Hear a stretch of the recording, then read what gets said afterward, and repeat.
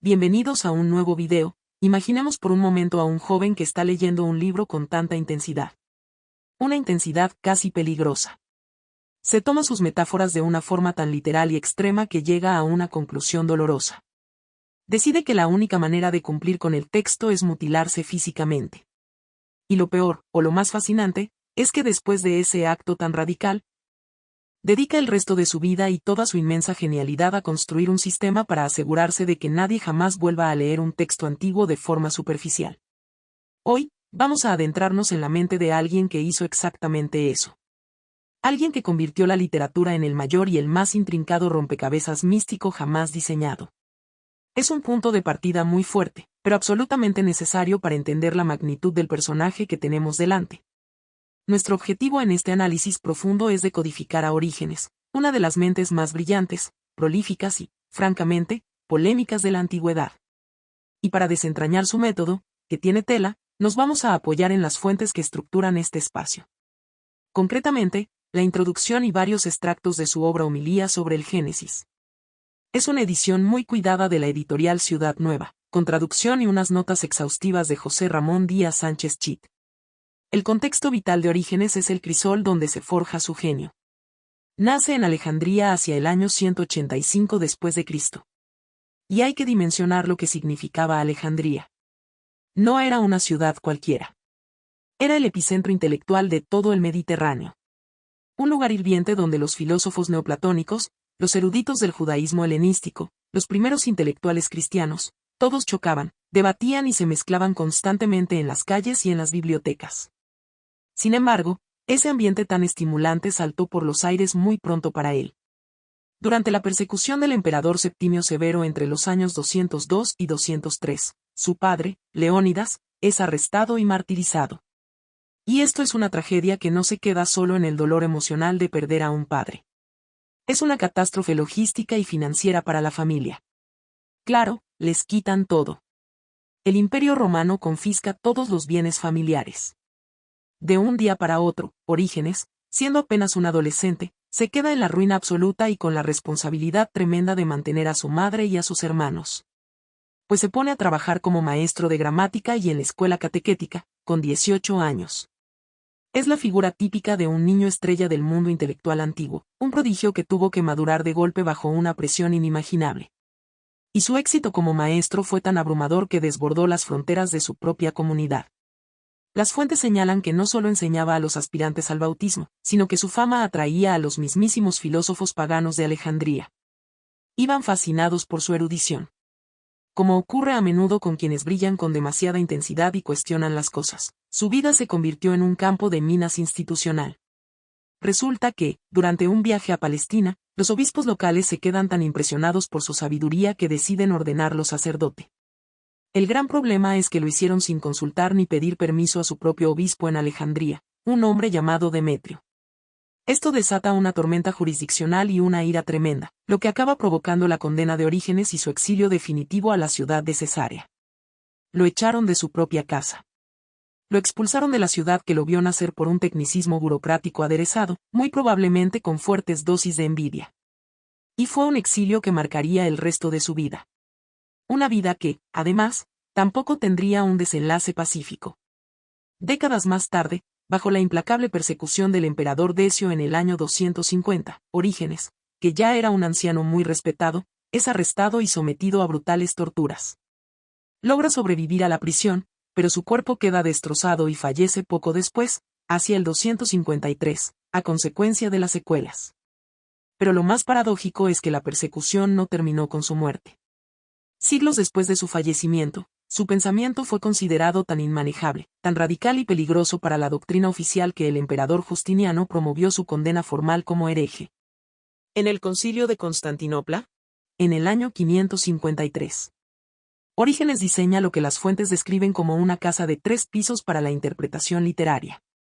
Es una estructura que divide la comprensión de un texto en 3 niveles, que corresponden directamente a la visión de la naturaleza humana que hereda de la filosofía platónica y de San Pablo. Cuerpo, alma y espíritu. El cuerpo corresponde al sentido literal o histórico. Orígenes sostiene que este nivel básico es útil para los principiantes, para educar a las mentes más sencillas. El segundo piso es el alma, el sentido moral. Aquí el texto deja de ser historia antigua y pasa a ser un manual sobre cómo comportarnos, cómo gobernar nuestras pasiones. Y finalmente, la cúspide, que es el espíritu. Este es el sentido místico y teológico profundo, reservado para aquellos a los que él llama los perfectos, las mentes dispuestas a trascender la materia para contemplar las verdades eternas. Pero lo que realmente rompe los esquemas es cómo forzaba el paso de un nivel a otro. Aparece un concepto llamado los tropiezos divinos. Orígenes sostenía que el Espíritu Santo, como inspirador último del texto, introducía a propósito absurdos matemáticos, imposibilidades lógicas o leyes indignas de la divinidad en la capa literal. Cosas como el relato de Dios caminando físicamente por el jardín del Edén buscando a Adán, o leyes dietéticas y rituales que desafían la lógica humana más básica. ¿Por qué un texto sagrado contendría errores o incongruencias evidentes? Esa es la gran pregunta. Por su Orígenes, que estaba profundamente influenciado por Filón de Alejandría, un pensador judío anterior que ya dominaba esto de la alegoría, responde que estos absurdos son un mecanismo contra la pereza mental. Un antídoto contra la comodidad. En la filosofía platónica, la realidad material y sensible, lo que tocamos y vemos, es engañosa. Es simplemente un pálido reflejo, una sombra del mundo verdaderamente real que es el mundo de las ideas.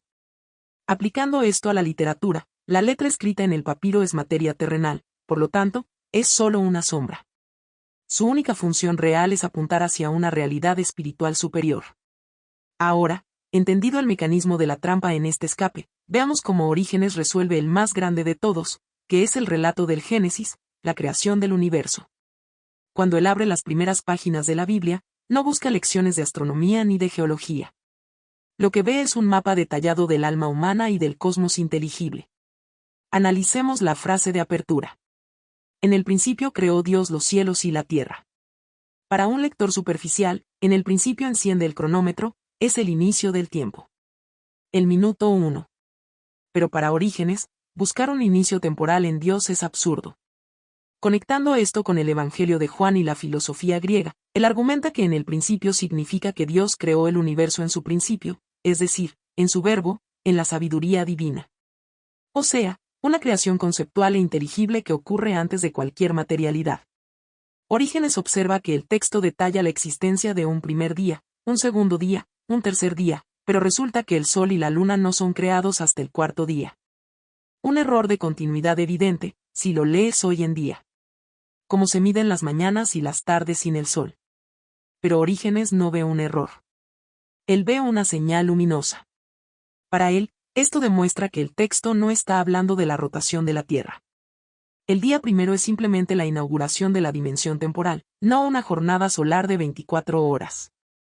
Y cuando finalmente llega la creación de los astros materiales, en ese cuarto día, la maquinaria alegórica funciona a pleno rendimiento.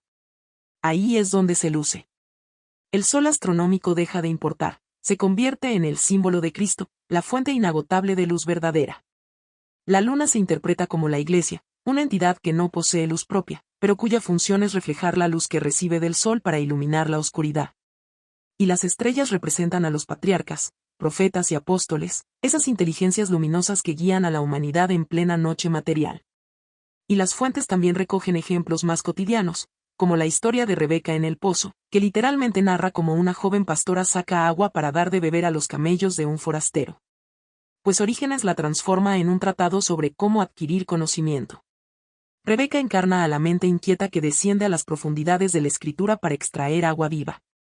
El texto relata que Rebeca inclinó su cántaro hacia el pozo. Orígenes identifica el cántaro con la arrogancia de la elocuencia y la filosofía griegas. Para obtener la verdadera sabiduría, la filosofía debe bajarse del pedestal, inclinarse y humillarse ante el misterio. Las mismas notas de nuestra fuente citan a Isidoro de Pelucio, un autor posterior, criticando duramente este método. Lo acusaba de hacerle violencia a los textos. Porque obligar a que una pastora hebrea hable de epistemología griega parece un ejercicio de ventriloquía intelectual. Esa es la crítica fundamental a la alegoría extrema. Y el principal motivo por el que sus detractores lo consideraron peligroso. Porque si un texto histórico puede significar cualquier cosa que la mente brillante del intérprete decida, el anclaje histórico desaparece por completo. Sin embargo, para hacer justicia a Orígenes, Hay que entender que la alegoría no era un capricho. Era un escudo defensivo, un instrumento dignificador. ¿Por qué necesitaba el texto ser dignificado en ese momento? Pues porque el cristianismo incipiente estaba sometido a un escrutinio y a una burla implacable por parte de los filósofos paganos. Intelectuales romanos como Celso analizaban los textos bíblicos y los despedazaban públicamente. Señalaban sus contradicciones lógicas, la crueldad aparente de ciertas leyes del Antiguo Testamento o imposibilidades científicas. Si los eruditos cristianos acudían al debate defendiendo la literalidad, hacían el ridículo. No tenían defensa posible. El método de Orígenes rescataba la dignidad filosófica de la Biblia.